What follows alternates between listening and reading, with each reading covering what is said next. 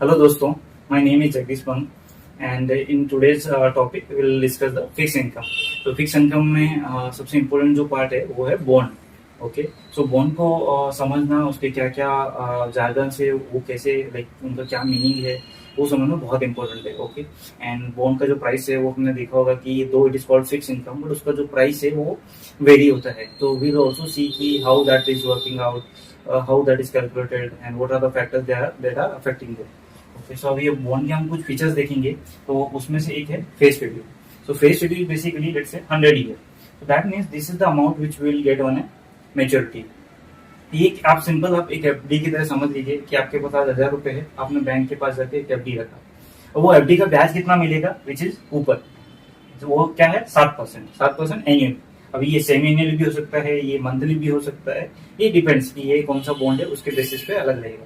अभी यहाँ पे हम देखें तो एफडी की तरह हमें 7% ब्याज मिलेगा इसमें. 7% मतलब किस पे 100 रुपीज पे. तो मैंने यदि बैंक के पास 1000 रुपए रखे हैं और 7% मेरा ब्याज है तो 70 रुपए मुझे ईयरली ब्याज मिलेगा. Very simple right. सो इसलिए यहाँ पे हमें 100 पे है तो 7 रुपए हमें ईयरली ब्याज मिलेगा. अभी दूसरा इंपॉर्टेंट फैक्टर होगा maturity. So maturity is 3 years. तो लेट्स से इसका इश्यू डेट था 1 अगस्त 25 का. सो मेच्योरिटी क्या हो जाएगा, इसका मेच्योरिटी डेट हो जाएगा 28. Okay, so 28 is the maturity. अभी हमें ये देखना है कि इसका जो कैश फ्लो है वो कैसे आएगा. ठीक है, वेरी सिंपल, क्योंकि 3 साल का है और 7% है. तो आपको 1 साल के बाद क्या मिलेगा 7 रुपए. 2 साल के बाद आपको क्या मिलेगा अगेन 7 रुपए मिलेगा, क्योंकि 100 रुपए आपने रखे हैं एफडी में, आपको 7 रुपए ब्याज मिल रहा है राइट. तीसरे साल में आपको क्या मिलेगा 7 रुपए कूपन भी मिलेगा और 100 रुपए आपके जो प्रिंसिपल था ऑन मेच्योरिटी वो भी आपको वापस मिलेगा. बराबर. सो अभी हमें 3 और यहाँ पे 3 कैश फ्लो मिल गए हैं हर एक साल का. ठीक है, अभी इसमें हमें प्रेजेंट वैल्यू कैलकुलेट करना है. तो हम कैसे करेंगे इसका कैलकुलेशन, क्योंकि हमारा जो यदि हम इस बॉन्ड को अगर मेच्योरिटी तक होल्ड करेंगे तो हमारा कैसा होगा उसका प्राइस.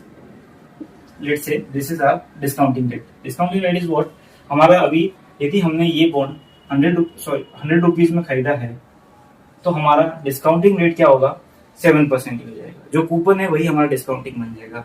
बिकॉज यदि ये बॉन्ड को हमने पूरा मेच्योरिटी तक होल्ड किया तो हमारा रिटर्न क्या होगा 7%.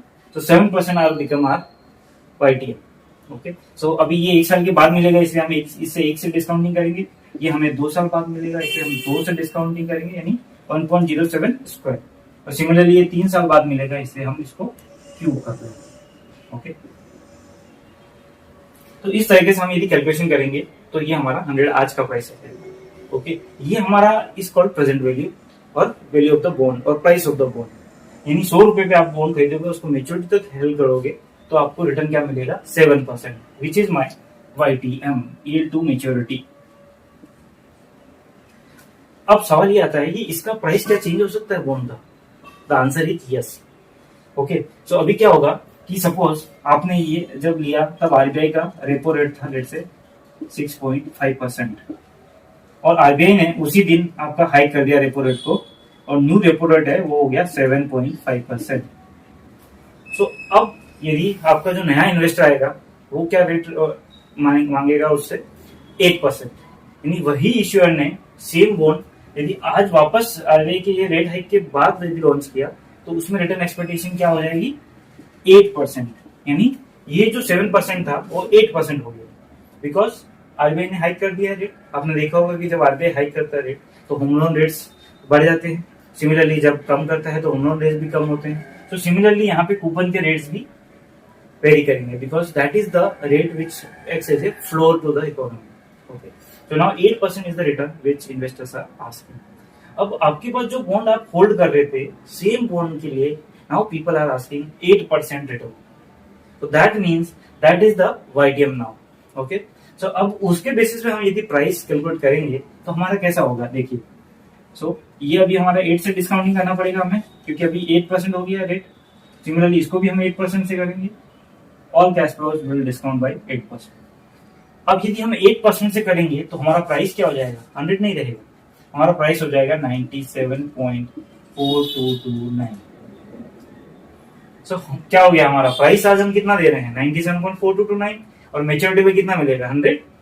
सो रिटर्न हमारा क्या हो गया, कूपन अभी भी 7% है, ये ध्यान में रखिए. आपका इसका कूपन 7% है बट रिटर्न क्या हो गया 8% because you are paying less than 100 है. Okay, so that means your YTM is 8%. अब सिमिलरली यदि आरबीआई ने instead of high rate cut कर दिया, सो आरबीआई रेट कट कर दिया मतलब नया रेट हो गया let's say 5.5%. So now investor are asking 6% return. This is a scenario 2. ये हम दूसरा सिनेरियो ले रहे हैं जहां पे आरबीआई ने रेट कट किया. रेट कट किया तो हमारा 6% हो गया सेम कूपन. अब जो इश्यूअर ने कल 7% पे किया था, आज वो 6% पे नया इश्यू कर रहा है, तो हमें क्या करना पड़ेगा? कूपन सेम है अभी भी, बट हमें डिस्काउंटिंग क्या करना है? 6% से करना है. तो हमें 6% से करेंगे.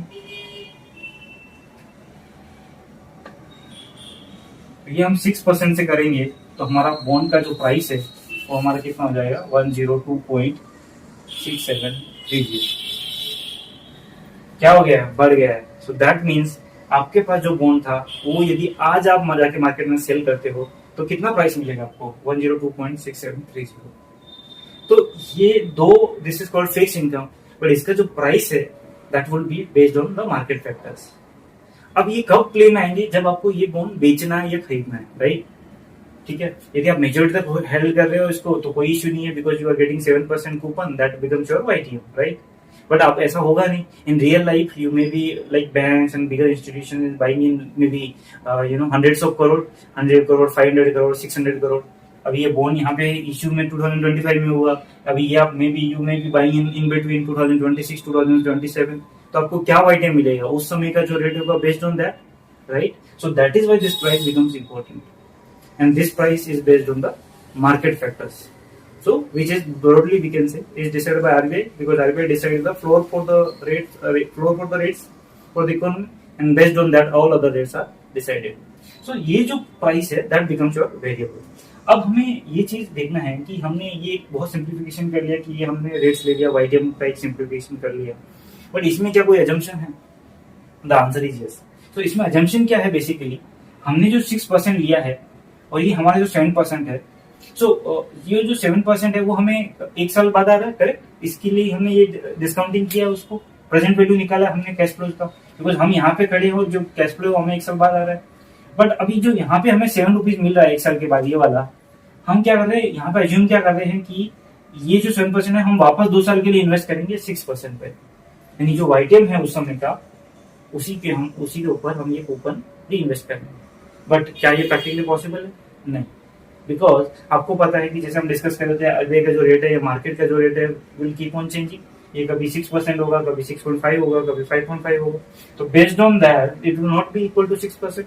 सो आपका जो YTM है, एक्चुअल YTM जो रियलाइज होगा आपको, वो मे बी स्लाइटली लेस और slightly more than your calculated YTM. Okay, so now we'll see how the relationship is. Okay, before that this is just a basic calculation like how I derived this 102.6730 price कि आपका जो 7 divide by 101.06 है उसका ये आता है first year का, and 7 divide by 1.06 का स्क्वायर आपका ये आता है 6.23. This is the present values, and यदि इन चारों को मैं टोटल करूं तो ये मेरा आ जाता है price. Okay, this is just for the calculation. So now we'll see how YTM and price is related. Okay, so let's plot a graph. So let's say on y-axis we have price, on x-axis we have yield.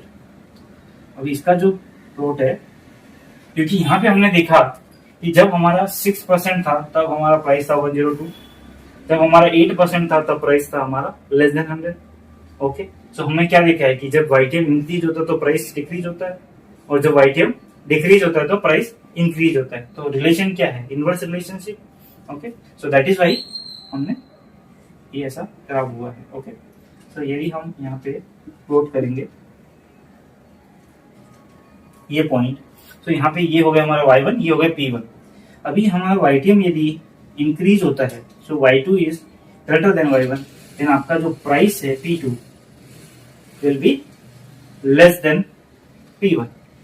Okay, so that is how this graph is shows that price and yield has an inverse relationship. So this is a very simplified way of presenting the relationship between price and yield. Okay, so this is how the bond is. Though it is called fixed rate bond, the price will be vary, and that vary depends on the market related factors. and that is how the present value of the bond is calculated. That is also called the market price. Okay. So इसके अलावा भी आपको कोई doubt है आप comment में पूछ सकते हैं हमें. If you like our video, please like and subscribe. Thank you.